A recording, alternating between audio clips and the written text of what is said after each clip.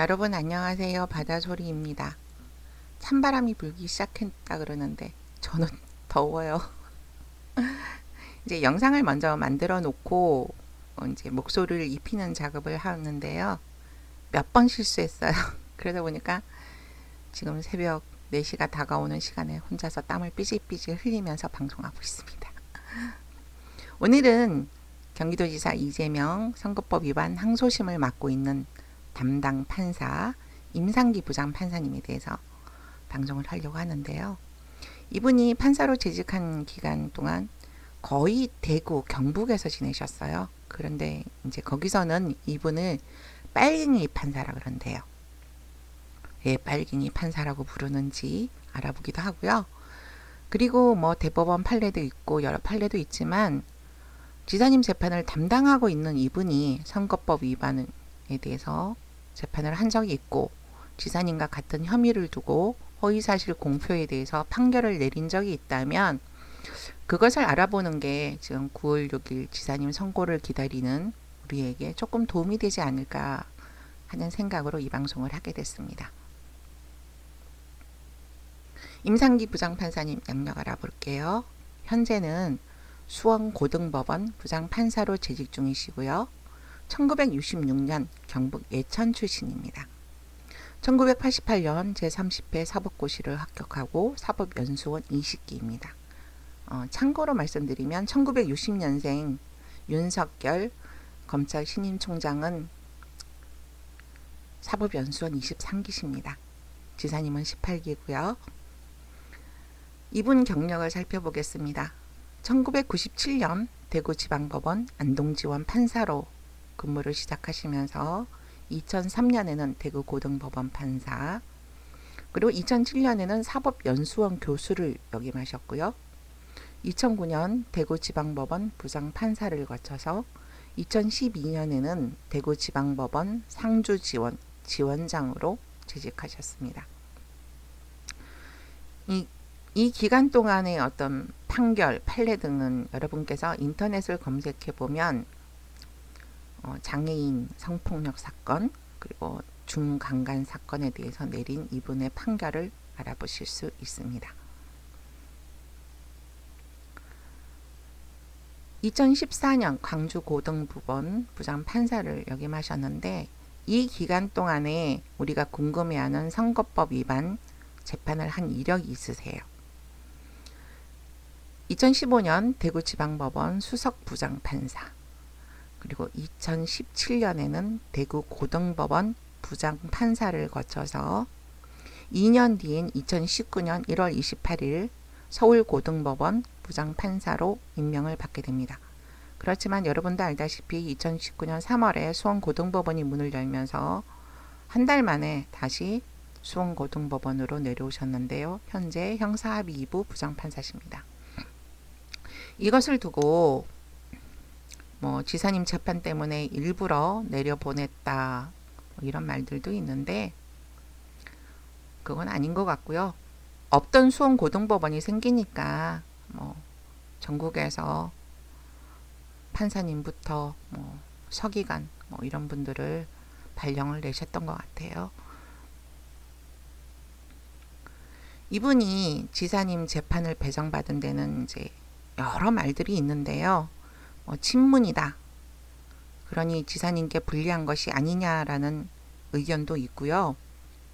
지사님이 손을 써서 동양 판사에게 사건을 재배정시켰다 이런 이야기들도 있는데 사실은 이렇게 된 거랍니다. 애초에 형사 1부에 배정되었던 경기도지사 이재명 선거법 위반 재판이 형사 2부 임상기 부장판사로 배정된 것은 법관 등의 사건 분담, 배당에 관한 예규라는 조항 때문이랍니다. 어떤 일이었냐면 지사님 변호인 중에 한 분이 노경필 부장판사님과 사법연수원 동기래요.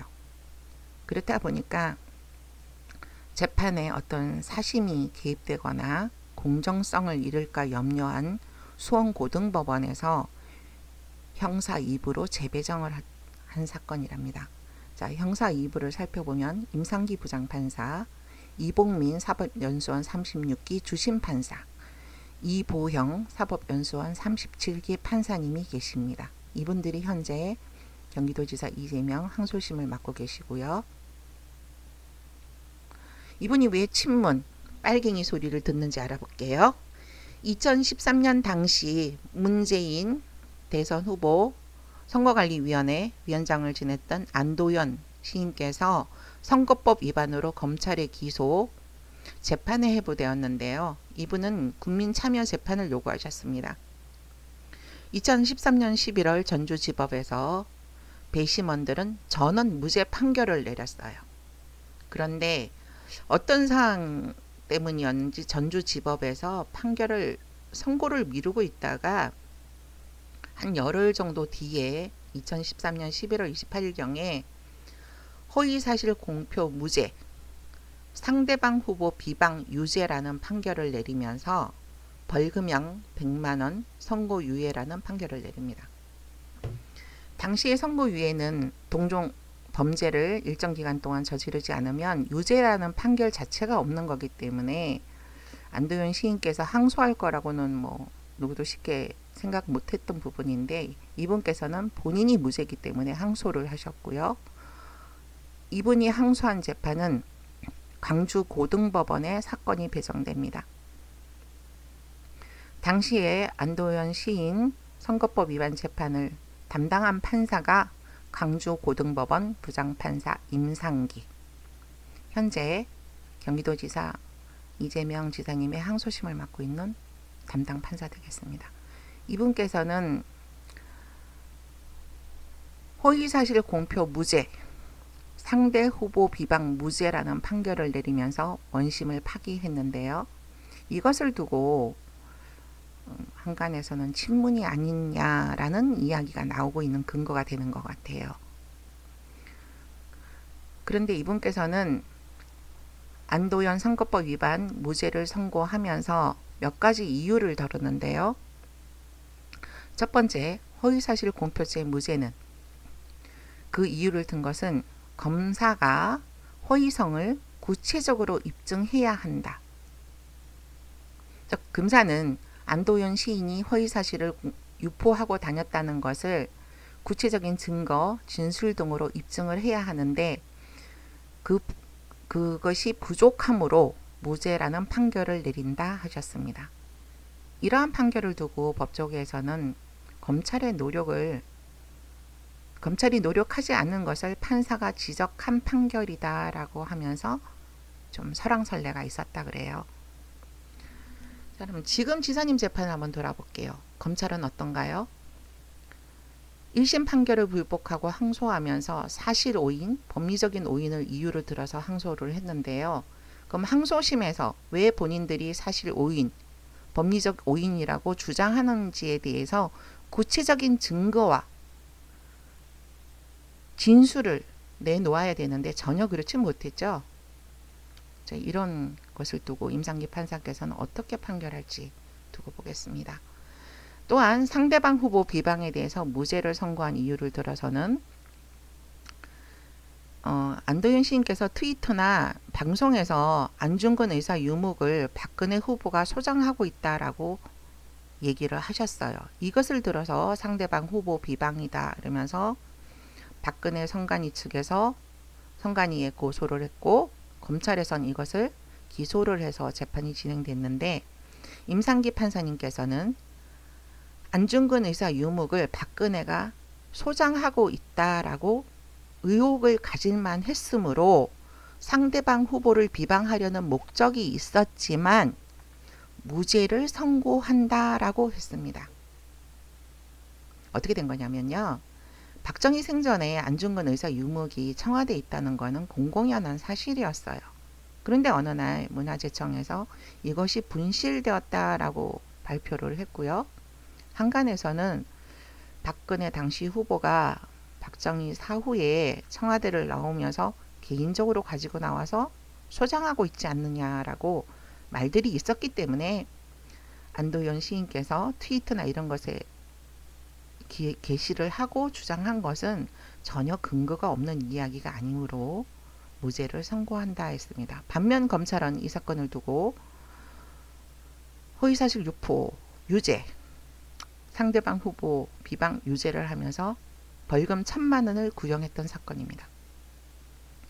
오늘 법 공부 좀 해볼까요? 저도 같이 공부하겠습니다. 검사의 유죄 입증 책임에 대해서 알아볼게요. 형사법 원칙이고요. 검사의 유죄 입증 책임제라고 합니다.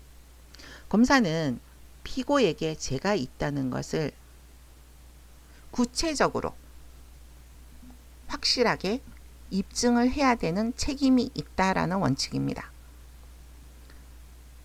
즉, 피고가 무죄를 변론할 수 있고 변호사를 통해서 자신의 무죄를 변론할 수도 있지만 그것에 우선해서 검찰이 피고에게 죄가 확실하게 있다는 것을 구체적인 증거를 들어서 입증을 해야 되는 것이 검사의 유죄 입증 책임제입니다.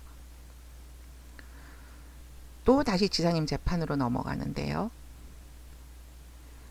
검사는 허위의 사실이라는 것을 입증해야 한다라고 당시에 안도현 재판에서 판사이신 임상기 판사님께서 주장을 하셨는데 지사님 재판을 두고 검사가 유죄 입증 책임을 다하고 있는지 어떻게 판단하고 있는지는 선고날 보면 알겠죠.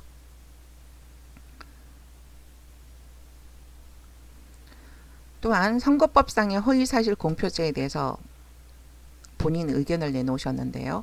선거법상의 허위사실 공표죄는 당선이 될 목적으로 허위의 사실을 적극적으로 유포하는 것, 또한 상대방 후보를 떨어뜨리기 위해서 허위의 사실을 적극적으로 유포하는 것을 두고 선거법상에서는 허위사실 공표죄로 본다 하셨습니다.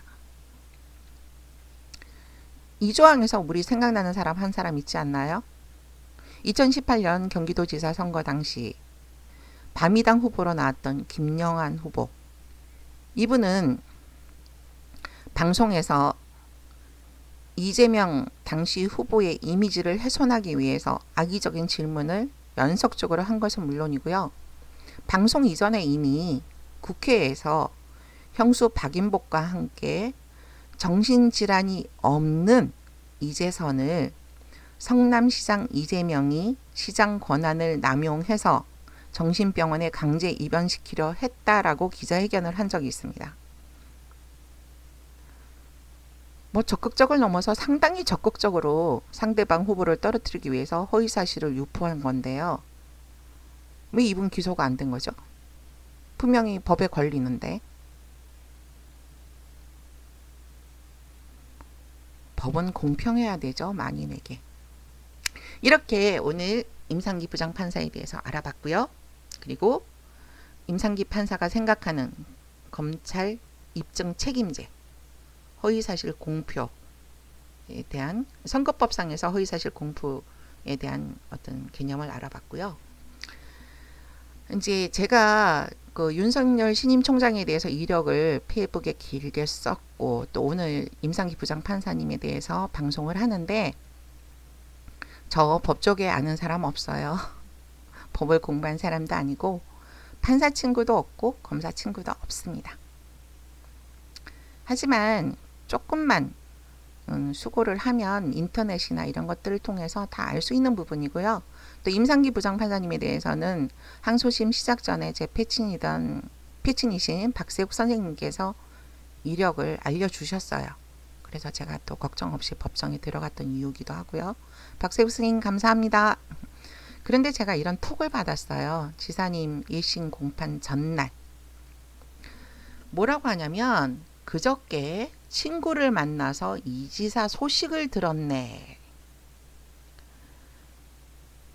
이재미 유죄가 나오더라도 법정 구속만은 안 되기를 바라야겠네. 그래서 제가 물어봤어요. 기각된다면서 이렇게 물었더니 검사가 유죄 구형을 했는데 웬 기각? 그래요. 검사는 유죄 구형할 수 있죠. 근데 기각은 사법부에서 하는 거니까 검사의 유죄 구형이랑 상관없는 거 아닌가요? 저도 몰랐지만 지사님 재판을 근 8개월 쫓아다니다 보니까 알게 된 사실인데 이분이 법대를 나왔다. 그리고 윤석열 총장하고 개인적인 친분이 있는 것처럼 떠벌떠벌하고 다니시는 당사자예요. 그분이 제게 1심 선고 전날 보냈던 톡입니다. 이런 분들이 이제 총선이 다가오면서 여러분들 사이에서 이제 뭐 아는 척 이렇게 대단한 사람인 척 하면서 다닐 텐데요. 여러분 현혹되지 않으셨으면 하는 마음으로 이제 이 톡을 올렸고요. 이제 뭐 여러 가지 유형의 사람이 있잖아요. 네, 판단은 각 개인이 하면서 인간관계를 맺어가는 걸로 하겠습니다. 자, 다음 방송은 제가 여러분들한테 진작에 약속한 대로 제가 1심, 항소심, 법정에서 본 검찰의 발언, 그리고 검찰이 불렀던 증인들 진술, 그리고 그런 것들을 보면서 느꼈던 왜 이 재판이 억지 기소되었고 억지 항소되었는지 그것에 대해서 하는 방송을 하겠습니다. 지금까지 바다소리였고요. 부족한 방송 보아주시는 여러분 고맙습니다. 감사합니다.